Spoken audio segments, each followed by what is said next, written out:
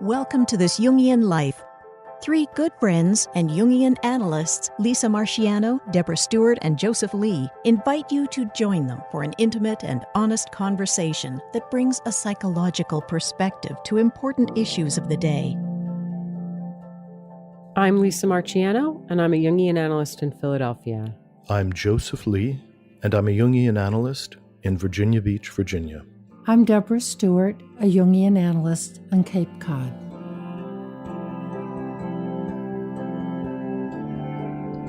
Above all, don't lie to yourself. The man who lies to himself and listens to his own lie comes to a point that he cannot distinguish the truth within him or around him, and so loses all respect for himself and for others. And having no respect, he ceases to love. Guided by the observations of Dostoevsky, we're going to talk about betrayal. Oh my goodness, it's hard to know where to start.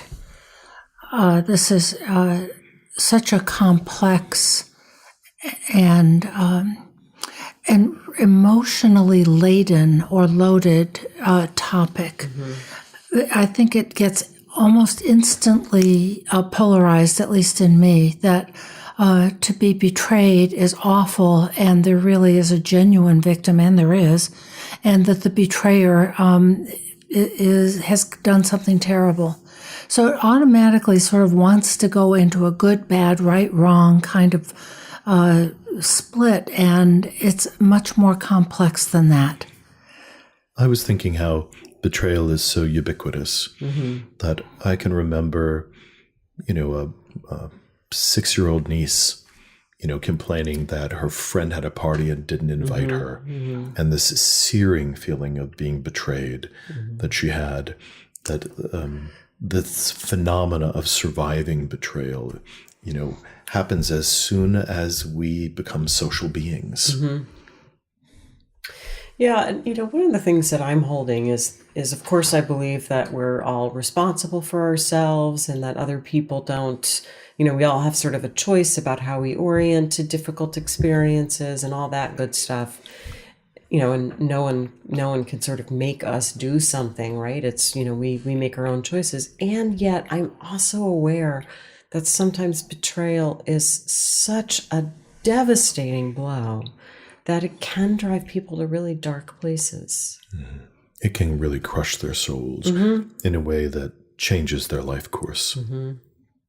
Yeah, I mean, one recent example that's fresh for me, because I was just reading about it, is the suicide earlier this summer of Anthony Bourdain.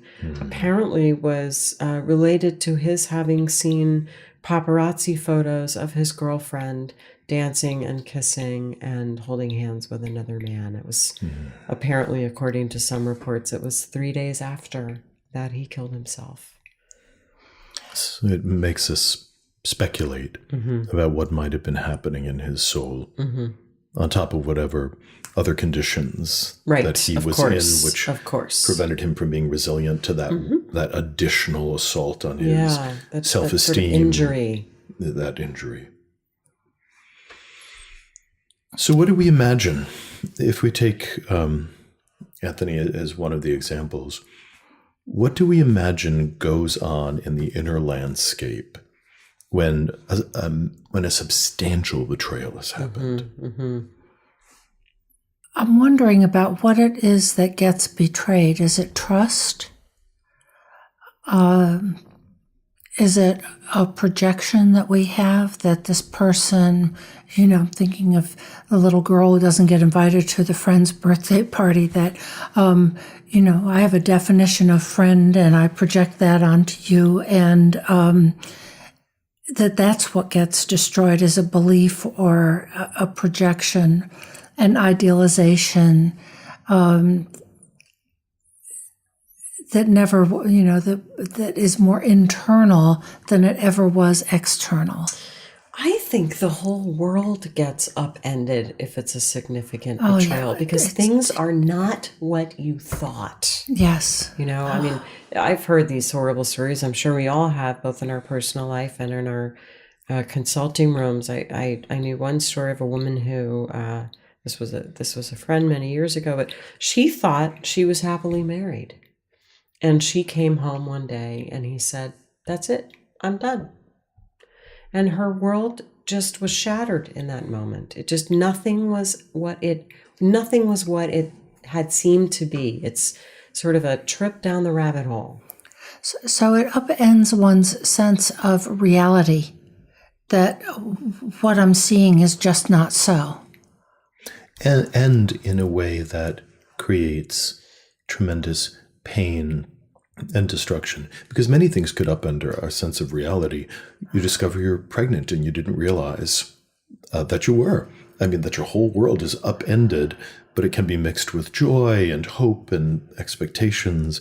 But there's something about the way that betrayal upends the world, that the world that we knew is destroyed. Mm-hmm. Yes. But some kind of life event that is unexpected and maybe very difficult, whether it's an unwanted pregnancy or a lot of other things, can be disappointing or devastating or a lot of other things, but it's not intentional, and betrayal feels intentional. Yeah, it feels very personal. Very personal. My friend did not invite me to her birthday party, and that can be devastating for a child. Never mind what happened, perhaps, inside Anthony Bourdain. And we all have stories of friends, family members who have been betrayed, where there was a contract, a promise, a trust, a bond that is upended, shattered, and it is personal. It has been done to me. And I think, in an intimate relationship, say, there's kind of a contract. And sometimes it's explicit. Sometimes it's the marriage vow. Yes. That we've made a promise to each other. But there is a sense that I'm going to do the right thing day in and day out. I'm going to wake up every morning and try to be a good wife. And I'm going to try to remember to get you the brand of orange juice that you like. And I'm going to try to be thoughtful and listen to your stories. And I'm going to do these things day in and day out. And if I do those things, you'll be there for me too. And then it's like that promise is shattered, and that bargain, is proven to be deeply false, that we can't count on that. So not only does it shake our image of the other person, and we have to reformulate what we believed about the person who's betrayed us. Yeah, who are you? But it also shakes who we think we are. Mm-hmm. That we thought we were somebody who could discern truth. Oh, yes, that's a huge piece of it. And we thought we were someone deserving of love.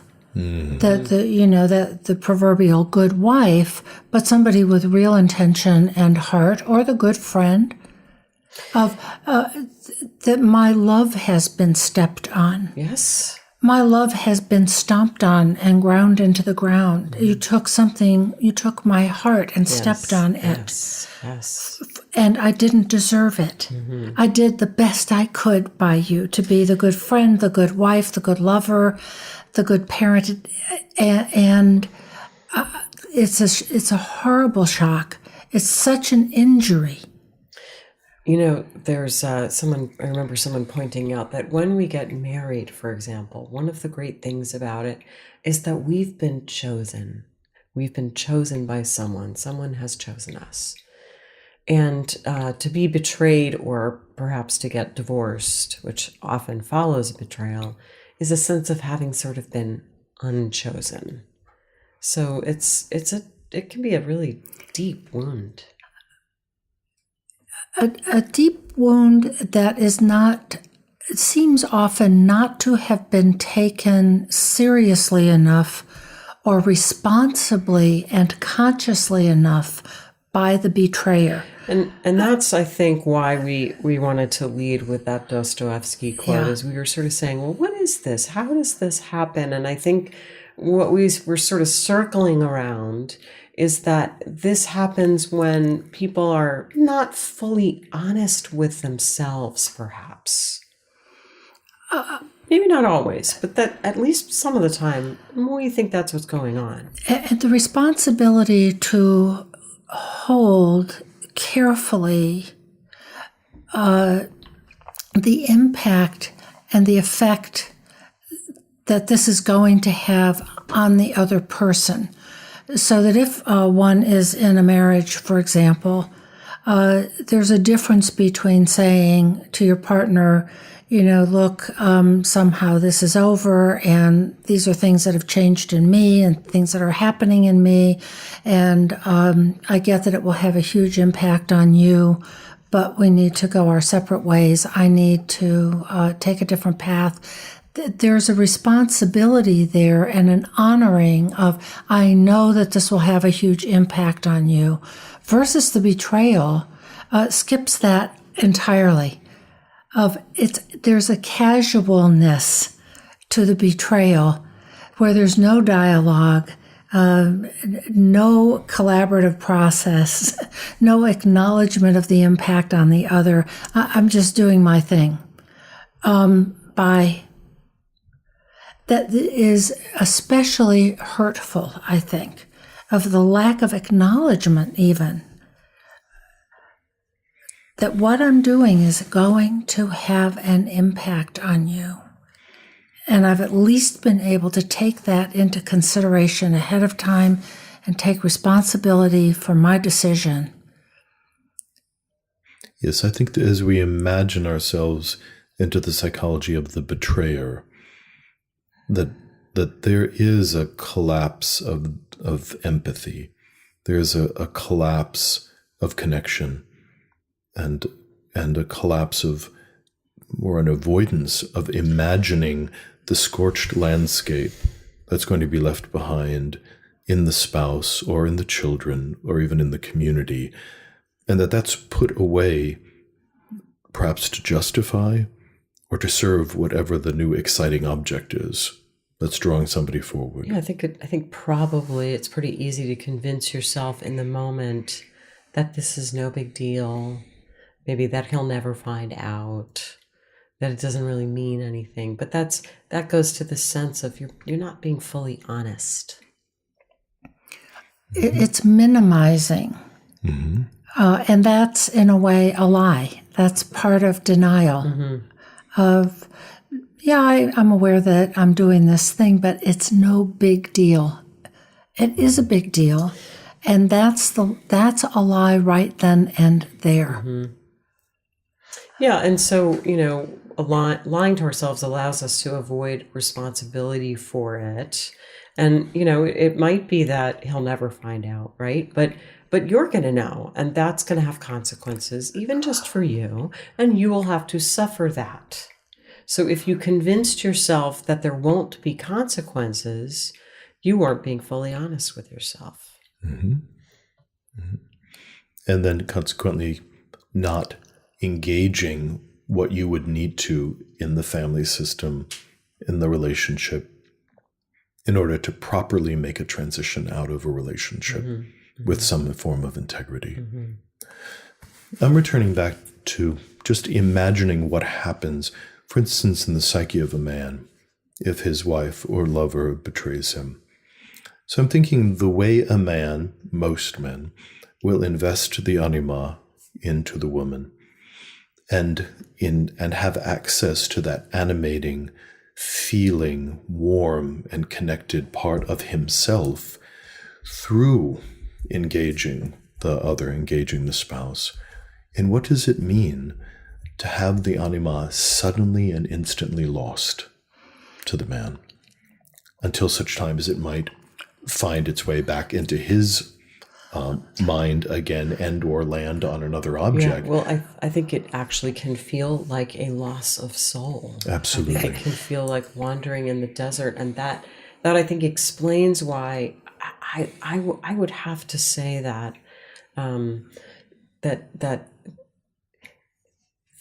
that suicide is a not uncommon response to betrayal. I mean, certainly in myth, that's a common theme. That often it's a woman is betrayed and she kills herself.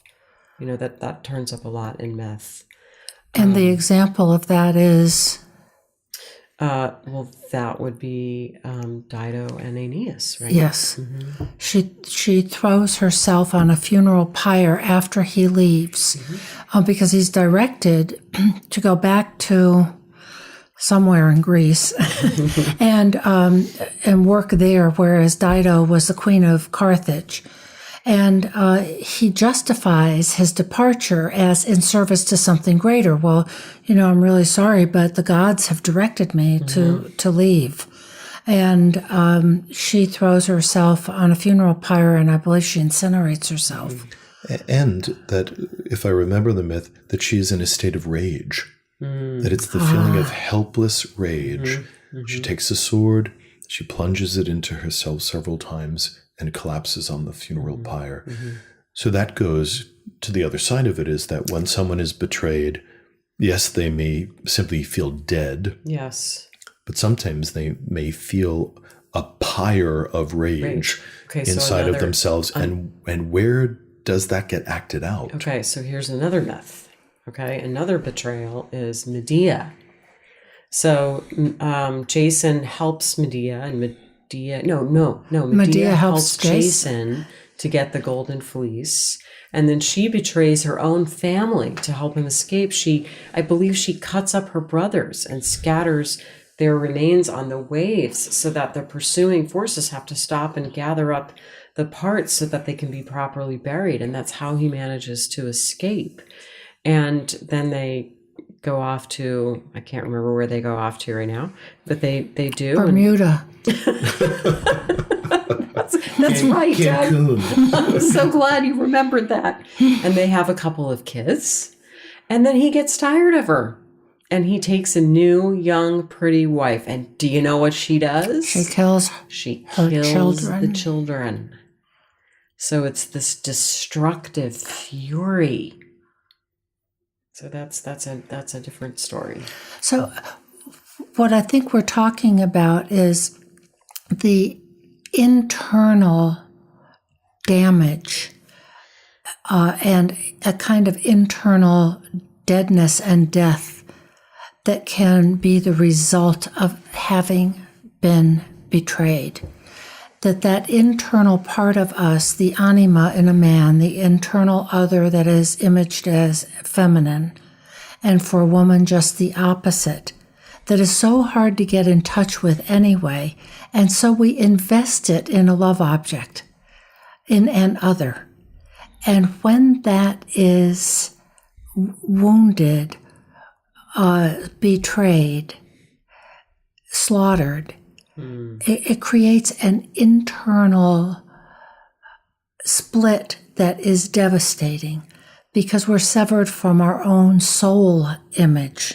When I think about the young men that I've worked with, by young I mean men in their 20s, and particularly military fellows, when they are betrayed, there is a feeling that all love has died in them, and that all love has died in the world. It's as if the entire saturation of color in the environment has just dimmed by 90%, and that they are powerless against the phenomena, that no one can really cheer them on, cheer them up, that literally a piece of their soul has, at least for a time, fled.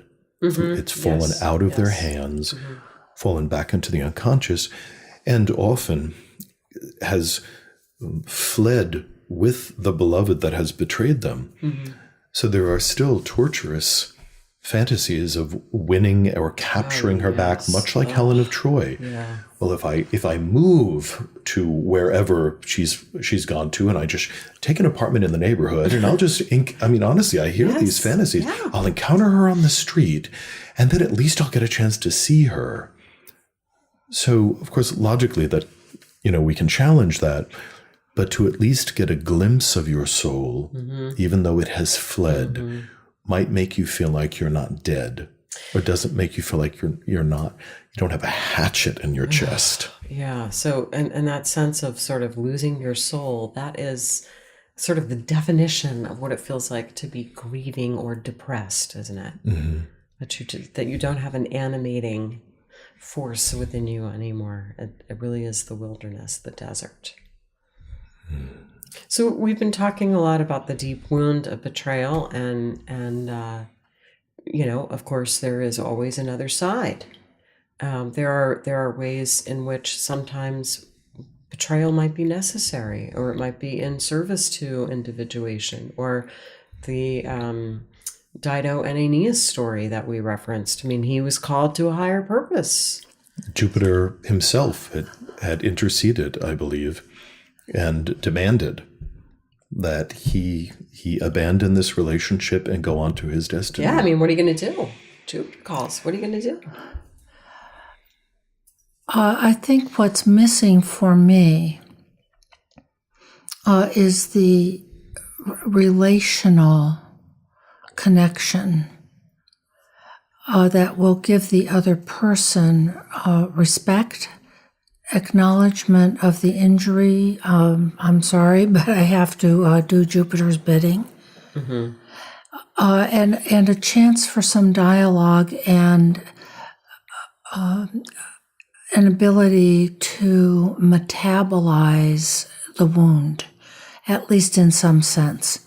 But when it is a one-sided wound that is simply inflicted from another intentionally with no dialogue and no acknowledgement of the relationship that has been there, I think that is what creates the terrible devastation. And that is part of that romantic and filial betrayal. But let's land a different kind of situation. If I'm thinking about, let's say, a middle-aged woman who has never been sexual and feels a tremendous amount of anxiety about becoming sexual, which I do find that the longer people wait for a sexual initiation, the more phobic they become about the actual encounter. It becomes such a bigger deal. And in the analysis of that, discovering that it feels like a betrayal to the father. Somehow losing the virginity feels as if the inner father will be profoundly disapproving, that God the Father will disapprove of the sensuality and the desire that the woman expects that she will feel. And there is a need to betray those inner figures in order to actualize as a sexual being. So that was a necessary betrayal. And that's not an abstraction. I think that happens for certain people. And in that way, they do feel as if they are betraying a value. They're betraying even God's expectation of their virginity. Well, it reminds me of what we talked about in the last show about sort of having to betray someone else's expectations of you in order to separate and become your own person. But I would say there's a difference between separating and a difference between disappointing someone else in order to differentiate and follow your own star, and the kind of betrayal that simply denies the importance of the relationship.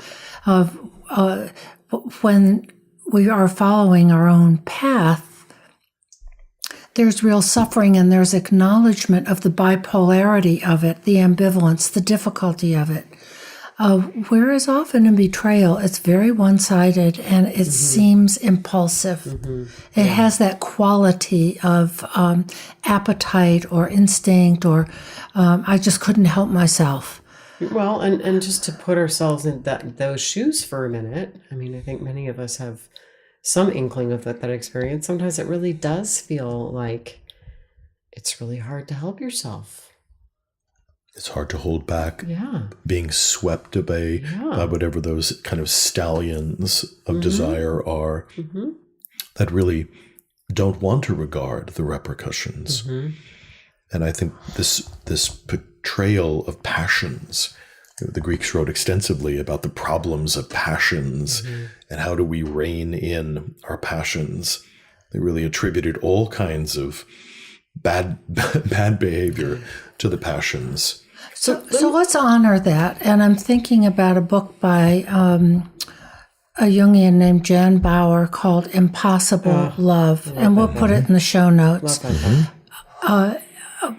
where she talks about these passions that take us over, unwitting and sometimes unwilling, and it's from the point of view of the ego, it's really all wrong. Yes.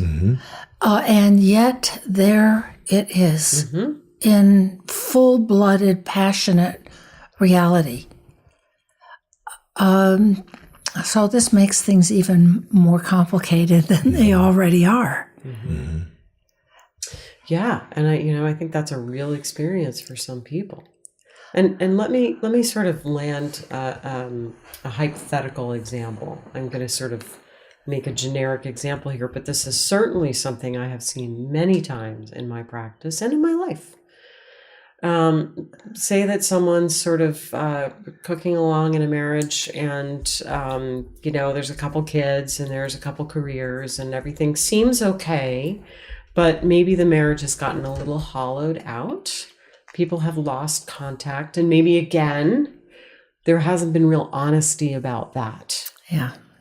And so a woman finds herself, working with a colleague late at night. They begin to confide each other and their frustrations in their marriage. And, a few more steps down the road, and there you go. And it's, not something she meant to do. It's not something that she perhaps thought as much as she should have about. And yet it lands her in an interesting place because it raises up to consciousness something that has been left aside and not dealt with, which is that the marriage has kind of lost its life. And now there's that. And it's a betrayal, but is it perhaps a necessary betrayal, or to say it in a different way, a betrayal in the service of growth? Or a betrayal in the service of honesty about what really was. And are we talking about that moment in the marriage where she discovers that her passion has landed on another object, on another Animus figure, but she has not acted on it yet? No, I'm sort of saying she's in the midst of a passionate affair. She's having an affair. And as she compares the passion she has with the new lover to the hollowness of the relationship with the spouse, if she's having an internal process and she's thinking about it, she has to wonder, how did that happen? What are the mechanics? Why did that happen? That's the analytic question, is why? Why did this happen? So, I'm certainly not saying that that's an ideal way to come to that, but I think it happens for a lot of people, quite frankly. Well, we have a 50% divorce rate in the United States, so people's passions are galloping off somewhere. So what we might say is one way or another, for the betrayed and for the betrayer, there is a call to greater consciousness. And sometimes it happens in a sort of bass-ackward way, with the act first and awareness and processing and understanding later.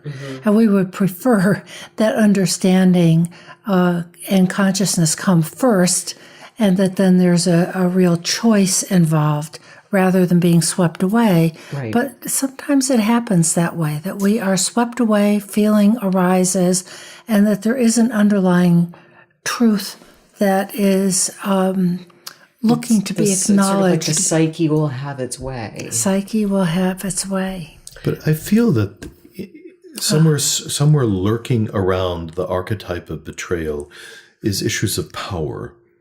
Power and regression. Yeah, definitely. So, because if somebody recognized that their libido, their passions had landed on a new object in a way that was relentless, and they had proof of that, if they did not feel powerless, if they did not feel like a child, they wouldn't have to hide.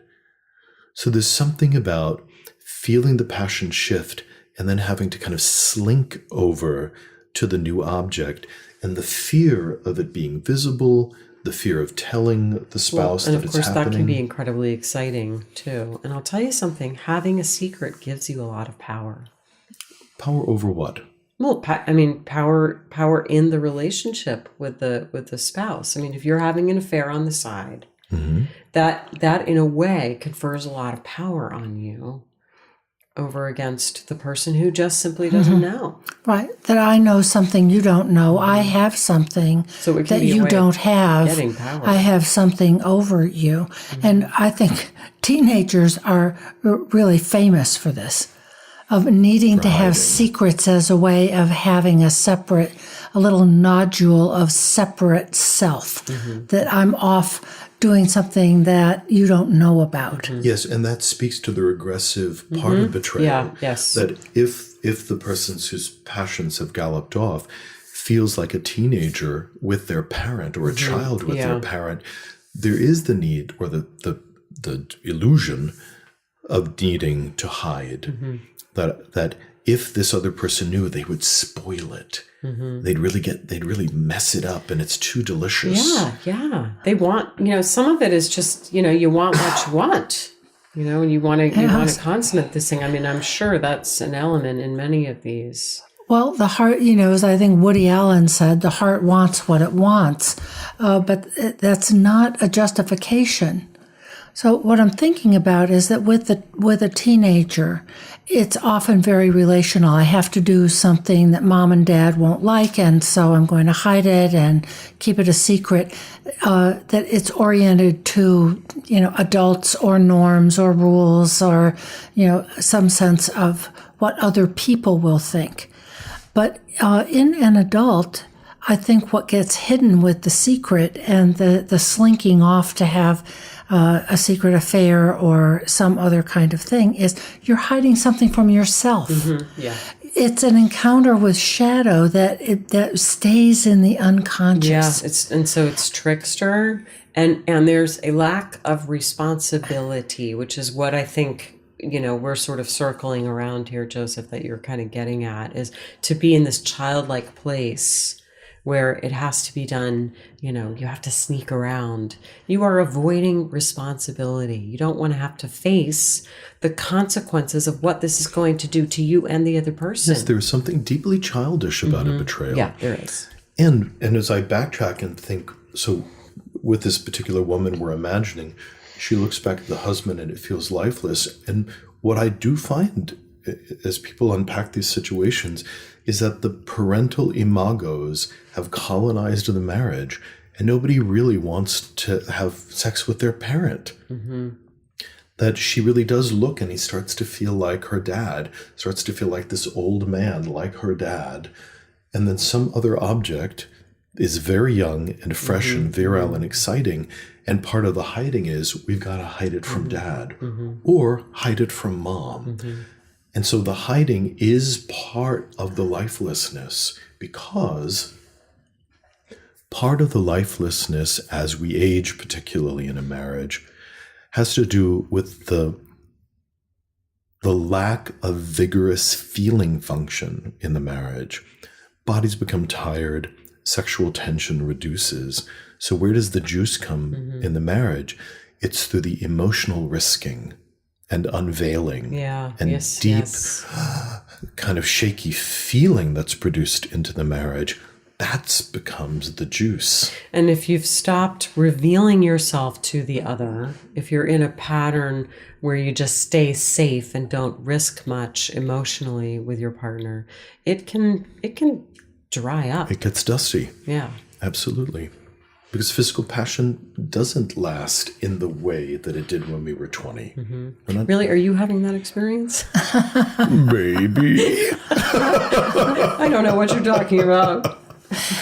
And it's not supposed to. I mean, isn't there data that says that, after a year or 18 months, and let's stretch it out to 2 years, that sense of physical passion does soften. And that's just part of what can be a developmental arc, that we're invited to take another step in relationship with ourselves and with our partner, to deepen things in another way. It can't just be the juice. Right. So what happens is the subtle body has to quiver, not just the physical body, That's lovely. in order to feel that there's some breathlessness. There's a little bit of exciting danger that, my God, he just told me that. She just let me know this thing. And then they're leaving and they're thinking about it and wrestling with something that emerged emotionally. And that's what then fuels the kind of liveliness of the marriage. And it's the emotional body, the subtle body that's unpredictable. That you might come home every day at 6 and have dinner at 6:30, but the quivering of the subtle body under the surface, that's unpredictable. Oh, that's lovely. That's lovely. And so sort of being able to stay open and in touch with that kind of keeps things lively. And I think that when we're in a betrayal space, we're cutting ourselves off from that in the other person, or perhaps they've cut it off from us, or something. Or perhaps it was never there. Yeah. Because I'm thinking of the book *The Art of Loving* by Erich Fromm. Erich that's a Fromm, beautiful book. where he puts forward, and by the way, it's a fantastic book for anybody to read. He puts forward a very compelling case for this kind of psychological maturity, which involves this taking down of defenses and this capacity to enjoy being affected by the other. It's sort of like Buber's I, thou. It's really kind of standing naked in front of each other. And that makes all the difference. So what I would suspect, if we step back into our role as kind of couples counselors, which sometimes we have to do, and we look at the paradigm of the marriage, we do have to kind of ask, where did the feeling function go? Did the subtle body stay alive in the marriage? What caused, the stallions of passion to get projected out onto some other object in this childish and irresponsible way? These are all important, bone-shaking kind of questions to tolerate. Well, it also happens not just with another person, but there are ways in which we can betray ourselves. Absolutely. That we don't do something in life that we always wanted to do. We don't follow a dream. We take the safer path, let's say. So someone becomes some kind of secure employee in some field that will yield a steady paycheck, and doesn't pursue the older wish to, let's say, be an artist or to travel the world. And that there's a betrayal of one's own self there. There's also a betrayal that's more common, which is that the ego feels it has betrayed itself. For instance, in the wonderful world of dieting. So people decide they are going to diet. They've set aside a diet. They're going to lose those 20 pounds. They have a program, and they want to be slim. They want to be fit. I can relate to that. I can really relate to that. And then they find themselves at 1 o'clock in the morning, having a fistful of ice cream and feeling shame and being defeated and wanting to stick to the program, but finding that the unconscious is overpowering the ego's decisions. Yeah, it's like the spirit is willing, but the flesh is weak. The flesh is weak, and or whatever the other factors are in the psyche that are not supporting the ego. Right. For all the mysterious reasons that happens. And as in a relationship, those factors in oneself that have not been related to. That, yes, I want to stick to, some diet, but some other part of me that I may not be relating to says, no. That's right. I want the ice cream diet. Exactly. And says, you haven't consulted me. You haven't befriended me. You haven't listened to what I have to say or how I feel about it. So, we'll do the diet for a week or 10 days or some period of time, but then guess what? It's pizza galore. You've power played me, and now I'm going to power play you. That's a great image. Listen, just if you find yourself being the sufferer of a betrayal, what can we share with listeners who might be in that situation? The first thing that I go to is to not isolate from your friends. That it is such a terrible wound, and there is so much pain, and it's so humiliating. I mean, the whole idea of the cuckold, which comes from the French, that the cuckoo bird lays its eggs in someone else's nests and tricks the bird into raising their young. This feeling of humiliation that particularly men, but women also feel, makes them want to hide. Yeah. Which I think is the worst thing to do in a betrayal. Yeah, but you feel so enormously isolated and lonely, and it's hard to sometimes communicate the depth of your pain. Yes, and to find not just a friend, and God knows don't do it on social media, but go to whoever you think is your closest friend. If you're lucky to have a best friend, but a close friend. And certainly to your counselor, to your psychotherapist or analyst, and to really bring it forward and allow it to be alive with another person. I think that's imperative. Yeah. Allow yourself to grieve it, to shed the tears that you need to shed. Allow yourself to feel the feeling of being heartbroken. And instead of erecting some kind of a false scaffolding or something of, I'm going to hide this, I'm just going to go out in the world and not let anyone know. No, you're heartbroken. And that is a very different feeling from being so shamed or humiliated that I have to hide it or sweep it under the rug. I'm heartbroken. And that we can allow ourselves to go to that incredibly sad, disappointed, rejected, exiled place. And I have another thought too that comes with the story, which is there's an incredible story of betrayal in Indian mythology in the Ramayana, and this is brought to life in a really creative way by a film, an animated film by the filmmaker Nina Paley. In her film, Sita Sings the Blues. And it's very autobiographical, and Nina's very open that this is really her story, which is that she was married. And I think how it goes is that her husband got a job in India. And so eventually she moved to India with him, but he seemed a little bit unenthusiastic about her arrival there, let's say. And after some period of time, she got a job for a week or something back in New York. So she went back to New York. And while she was in New York, he sent her an email saying, don't come back. And this parallels the myth of Sita and Rama.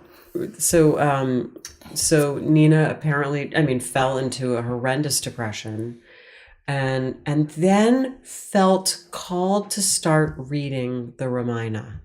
And according to Nina, she just read, Deb and I, all three of us had the pleasure of meeting with Nina and working with her earlier this year. And so this comes out of some conversations with her, but she just read and read and read and read all these different versions of the Ramayana. She just, you could see her psyche just led her into this kind of archetypal story of betrayal as a way of engaging the kind of archetypal bedrock of her own experience. And that is very Jungian, that finding support in a mythological tale, a mythological theme, an archetypal image can be healing and helpful. You're not alone in it. It's happened to Sita. Yeah, this is a universal experience. Yes, it's universal. Yes. And it was a call to Nina, not that all of us are talented animators, but it sparked her into a creative space. Yeah. And what can we do with our wounds? What can we do with shadow. Well, we can use it for healing, and it does have that potential. That is part of its function, according to Jung. It is that it has energy in it, and it has energy to express itself in some kind of forward-moving way that is filled with feeling. I mean, there was sadness and anger and injustice and all kinds of things in this wonderful film, which of course will be in the show notes. Yeah, you can watch it for free online, and we'll make sure that we link to it. She felt her feelings and turned them into creative material. Creative gold. I have to say, the first time that I saw Sita Sings the Blues, it was, years ago when it first came out, and there's this one scene of just sort of primal grief that just, it just went right in, and I could just... I felt that. I have felt that when I have been betrayed, and it was so beautifully captured, so evocatively. It's really quite profound. I'd love to come back to that moment and to understand how, when we're having a profound emotional experience, and then we encounter a way in which that experience has been captured in image and symbol and theme, there's a way in which our emotions are released, they begin to flow, and they are also organized by the images that we're encountering. Yes. Because when our feeling of betrayal or any horrible feeling is floating through the body, we are waiting for something called the transcendent function. We're waiting for the part of the soul that's going to take all of that agony and structure it into images and meaning. It doesn't make it go away, but it allows us to hold it in a fashion where we're not constantly on fire with it. And myth and art help us do that. Oh, yes. And it sounds like it did for you in that moment. Yes. So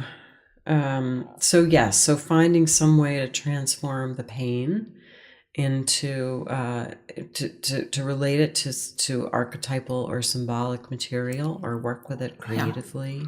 Yeah, I like the way you said it. Process. It organizes it and it allows it to flow, to go somewhere, rather than simply being stuck inside the body in this kind of inchoate way that is wordless, it's narrativeless, and it's painful. Yeah, music can often really give voice to those feelings. And it's a very physical pain. Oh, yes. I mean, it feels like your chest is breaking.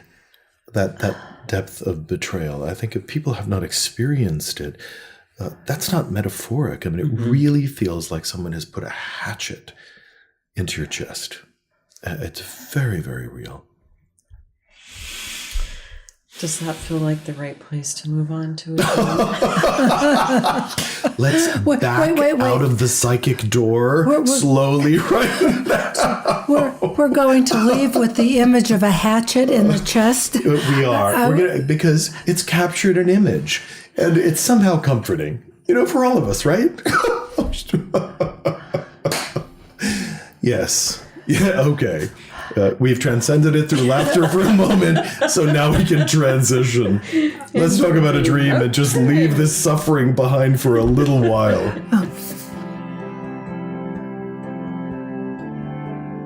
Okay, moving right along to the dream. This is the dream of a female dreamer who is 37 years old, and she is a therapist. And here's the dream. I was in a house that belonged to my parents, but it wasn't a house my parents have ever actually lived in. My boyfriend and I were fooling around in the bathtub. I was enjoying myself, but he warned me that we were making a mess.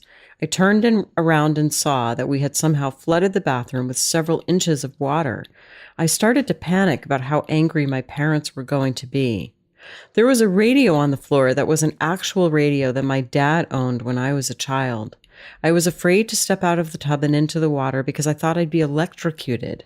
I was able to lean out and unplug the radio, and music that I hadn't realized was playing stopped. I jumped out of the tub to grab a bucket to try to deal with the water, but by then most of it had drained away.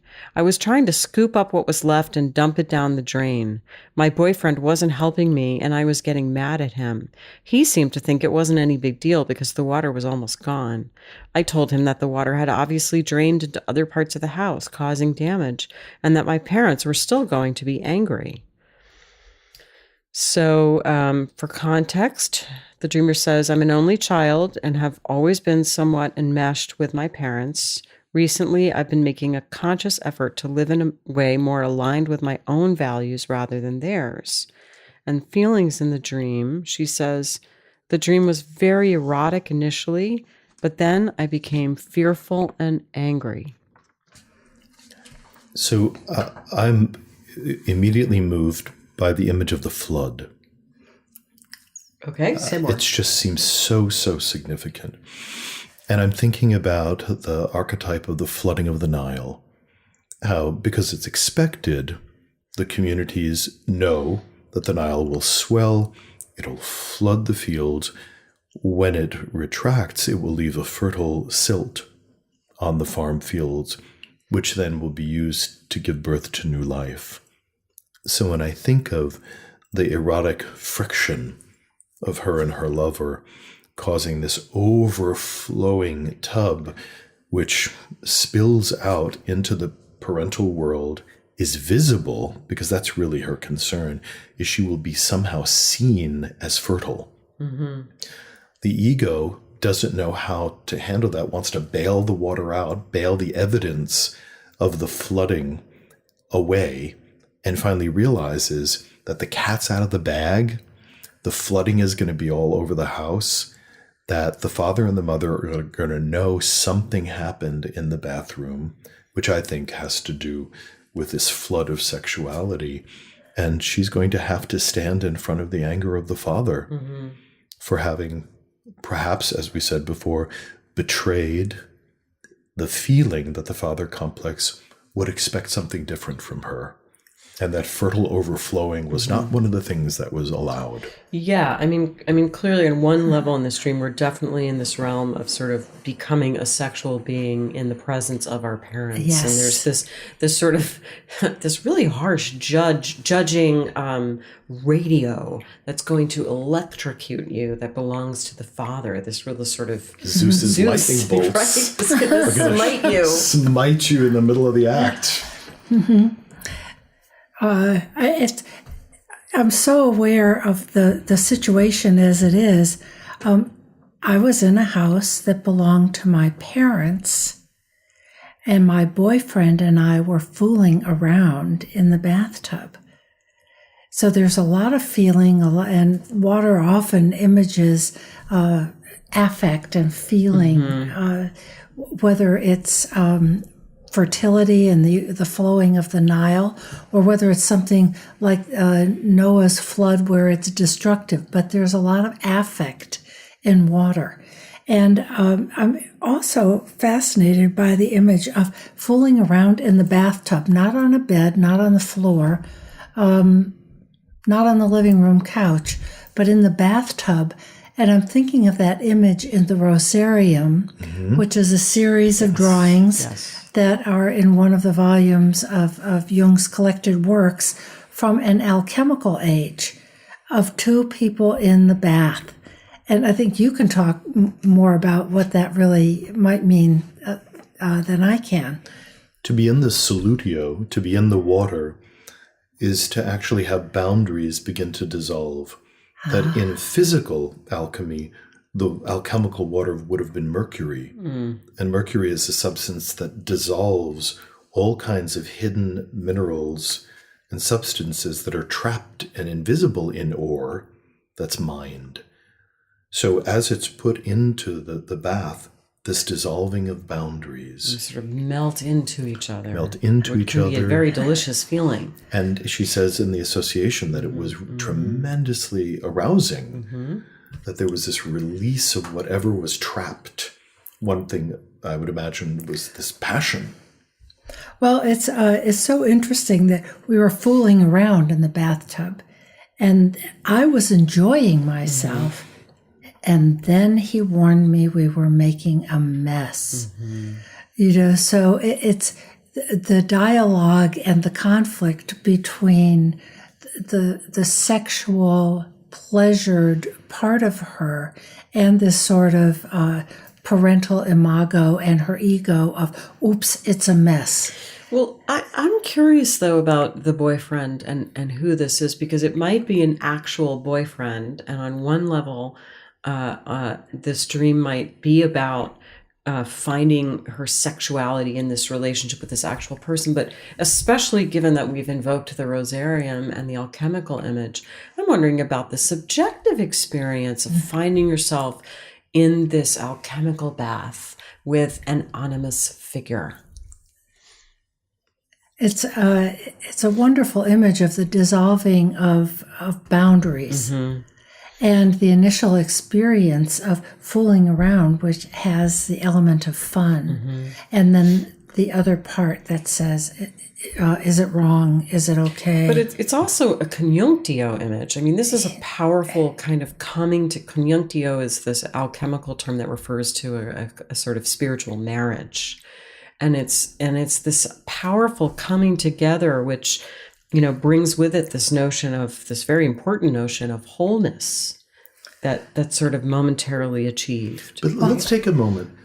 What does it mean subjectively in a woman's psyche when she discovers her animus and finds it and it fills her with fun and passion? What is that like in a lived world? What were you before you found your animus, and how did you experience yourself in the world after you found the animus? What was that like? Well, I don't know what it's like at different. I think what's important is what it's like at different ages and stages of life, and that the sexual element, the physicality of it, is a very important encounter with animus that we find in another, in her case, in a male, in a boyfriend. And the problem seems to be not that they're in the bath, but that the bathtub does not contain the water. It does not contain the emotion. And so the boundary, it overflows. They have this imperfect conjunctio of coming together, which is always the case when we're young and we're encountering the other and even getting married. It's a union of two impure substances because we're still young and we're still human and we're still imperfect. But the problem is that the tub did not contain the solutio, the water, the flooding. And the container is the parent's house. Yes. Yeah. So there is something that the parental dynamic and all of the complication that it brings up. We can all remember being teenagers and sneaking somebody into the house and fooling around with them, and the incredible encroachment on the experience that we have, thinking that our parents could walk into the middle of it and interrupt it, disapprove of it. Yeah. But it's a very poor container for that passion. But So you were going back to your question about sort of what does it mean to find the animus? And I know for me, when I'm feeling particularly fruitful, creatively, I will have dreams of an animus figure, and they're very delicious and sensual sometimes. And it always is just like, well, there that is. There is that kind of creative energy, that kind of generative energy, often for a creative or a professional project. That's how it lives in me. And so I'm wondering if maybe this dreamer is in the midst of, it's incredibly enlivening, right? That's part of what the animus is. And certainly in this dream, and I'm wondering if this dreamer is in her life in some way in the midst of discovering new creative territory. And it feels really big, and it feels like it's going to slosh around that bathtub and kind of break the bounds of what her parents expect of her. When I think of clients I've had, female clients that have nursed a project for years and years and years, and then suddenly in the dream life or even in the transference, the animus constellates, and they're writing that book and they get it published, or they change careers and they go to France and they learn how to paint. I mean, I've seen this, that finding the animus and mobilizing the inner vision seem to be very correlated, and that ability to bring something to birth seems related to the discovery of the animus. And there's something that I feel is important in this dream. What really struck out to me is most of the water's drained away. Most of it's drained away, right? She's trying to scoop up what was left and dump it down the drain. And the boyfriend isn't helping, and she's getting mad at him. And he seemed to think it wasn't any big deal because the water was almost gone. And the dreamer tells him the water is obviously drained to other parts of the house, causing damage. And the thing is that the dream ego is getting kind of cranky with the boyfriend. Why aren't you helping? But I think there's a lot of wisdom in the position of the boyfriend, if you think about it sort of naturalistically, because scooping up the little bit of water that's left is sort of like rearranging deck chairs on the Titanic, It's like, at that point, what would you really do if this happened? You'd be like, oh, well, God, we got to go down at the kitchen and see where it's pouring through and see if we can get towels and that sort of thing. You would go to where the problem was. But this is a little bit like, we just gotta have to mop up here. It's like that. It's, you know what, that horse has left the barn, baby. You can't get the water back in the tub anymore. So something, in a way, I think it's very good that something has really, the damage has already been done. The damage to the parental house has been done, and things will not be the same anymore. You have a flood like that, you got to get the drywall repair people in and, that kind of thing. It's not going to be the same anymore. So once you've seen Paris, you can't go back to the farm. Something like that. I think the boyfriend image is more complicated because in the first part of the dream, the boyfriend warns her, we're making a mess. And she has been unaware of it. So he's the one that has kind of the ego position. Yes. In the beginning. And then at the end, sure, there's no point in trying to scoop up the water to literalize the dream. But he's also denying that it's even a big deal. It's... Yeah, that's true. And denying that, wait a minute, now the water has seeped down into... But some of that position possibly may be, and this is how it needs to go. I'm wondering that. I can absolutely at least honor that this is how it needs to go, and that things will never be the same in the parental house. And there's a big issue of boundaries. The boundary of the tub, which doesn't hold the water, the feelings, the affect, and then the boundary between her and her parents because the secret's out. Yes. But the evidence of the transgression is undeniable. Yes. And of course, the power of the father archetype, the father image, or the archetype of the father and the radio, and as you said, I'm afraid I'll be electrocuted of Zeus's lightning bolt, of the betrayal of the loyalty and allegiance to the father as the first man in a girl's life. Right. Yes, and there's that idea of a necessary betrayal again. And we know that she's enmeshed. So we know this is going to be a conflict. I'd like to offer a different image just on the other side of the idea of the flooding being noticed, is that in some cultures, the couple would come to the marital bed and the woman, being a virgin, would have the hymen ruptured. There would be blood on the sheets, and then the sheets would be displayed to the community as proof of the connutio, of the conjoining. Well, and of her purity. And of her purity. But this idea that the flood, that everybody knows what happened in the tub, and that could be an object of distress as it is in the dream. And it also could be seen in any number of different ways. It can be framed as something that fertilizes the fields of the Nile, that is something that's a declaration to the community of fertility and connunctio, that it doesn't have to be an image of horror, as the boyfriend is kind of demonstrating. Yeah, the boyfriend's like, he's pretty chill with it. It's the dream ego who's like, oh no. But there is this part of her that's like, yeah, it's okay. Well, the dream ego is also perhaps kind of minimizing it or in denial, that it's just no big deal. Yes. Whereas it is a big deal. I mean, in a naturalistic way. In a naturalistic way, it is a big deal of the leaving home, the bonding with a male. And it's culturally, it's always been a very big deal of when a woman leaves her home and couples with a man and is, the displaying of the sheets and that she had to have been pure. So it is a big deal. But if somebody is enmeshed with the parents, in a way it's become too much of a big deal. That it's a really big deal by the time you're older.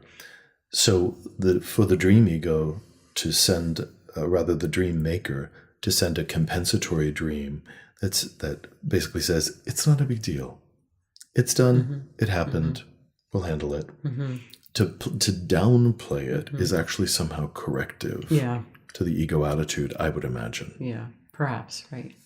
Perhaps. So before we finish up tonight, we wanted to kind of give a shout out to our team at Podfly, which is the company that produces our podcasts. So in particular, we wanted to acknowledge Nina Pollock, who week after week produces these podcasts and is always so cheerful whenever we have contact with her. We really appreciate that. And also, we wanted to mention Graham McPhee, who also works with Podfly, who designed our beautiful podcast square. So thank you, Nina and Graham. Thank you for your support. And what about Corey?